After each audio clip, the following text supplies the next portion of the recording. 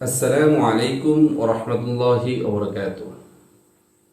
প্রিয় দর্শক, আশা করছি আল্লাহর অশেষ রহমতে আপনারা সকলেই ভালো আছেন। আলহামদুলিল্লাহ, আমিও ভালো আছি।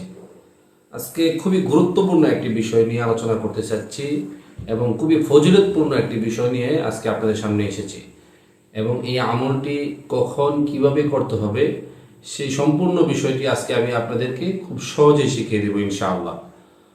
তো প্রিয় দর্শক, আমার এই চ্যানেলে যারা নতুন রয়েছেন তারা অবশ্যই আমার এই চ্যানেলটিকে সাবস্ক্রাইব করবেন এবং আমার পাশে থাকবেন, যাতে করে আমার নতুন ভিডিও ছাড়া মাত্রই আপনার কাছে পৌঁছে যায়।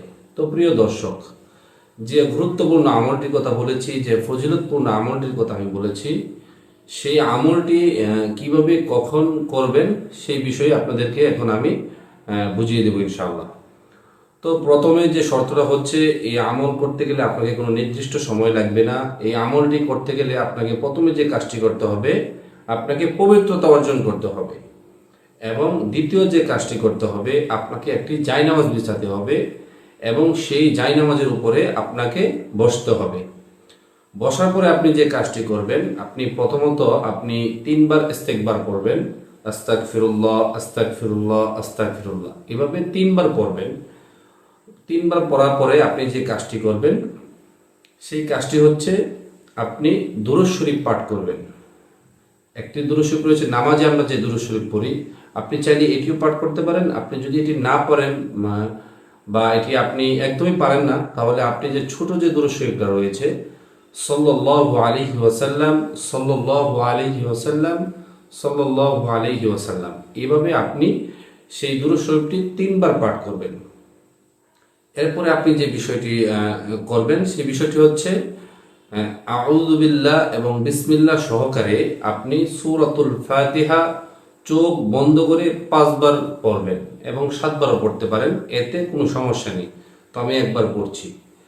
আউযু বিল্লাহি মিনাশ শাইতানির রাজীম, বিসমিল্লাহির রহমানির রহিম, আলহামদুলিল্লাহি রাব্বিল আলামিন, আর রহমানির রহিম, مالك يوم الدين، إياك نعبد وإياك نستعين، اهدنا الصراط المستقيم، صراط الذين أنعمت عليهم غير المغضوب عليهم ولا الضالين آمين। এভাবে আপনি চাইলে 5 বার পড়তে পারেন বা 7বারও পড়তে পারেন। তবে আপনি শুরুতে যখন পড়বেন তখন আউযুবিল্লাহ এবং বিসমিল্লাহ সহকারে পড়বেন এবং বাকি যতবার পড়বেন শুধু বিসমিল্লাহ পড়লেও কোনো ক্ষতি নেই বা কোনো সমস্যা নেই। তো প্রিয় দর্শক, এই আমলটি করলে কি হবে? এই আমলটি করলে যে বিষয়টি হবে সেটি হচ্ছে আপনার ধন দৌলত বৃদ্ধি পাবে এবং আপনার রিজিকের অভাব হবে না, আলহামদুলিল্লাহ। এবং আপনার যদি শরীরে কোনো অসুস্থতা থাকে বা কোনো রোগে আপনি আক্রান্ত থাকেন, তাহলে আল্লাহ তাআলা আপনাকে সেই রোগ থেকে মুক্তি দান করবে এবং টাকা পয়সা ইনশাল্লাহ আপনার অবশ্যই বৃদ্ধি পাবে। এবং এই আমলটি আপনি বেশি বেশি করবেন এবং আপনার যখনই মনে হবে যে আপনি কোনো সমস্যায় পড়ে গেছেন, তখনই আপনি এই আমলটি করবেন। এই আমলটি করতে গেলে আপনার কোনো নির্দিষ্ট সময় দরকার নেই, আপনি যখনই চাইবেন তখনই আপনি এই আমলটি করতে পারবেন। আশা করছি আমি সকলকে বুঝাতে পেরেছি। তো সকলে ভালো থাকবেন। আল্লাহ হাফেজ।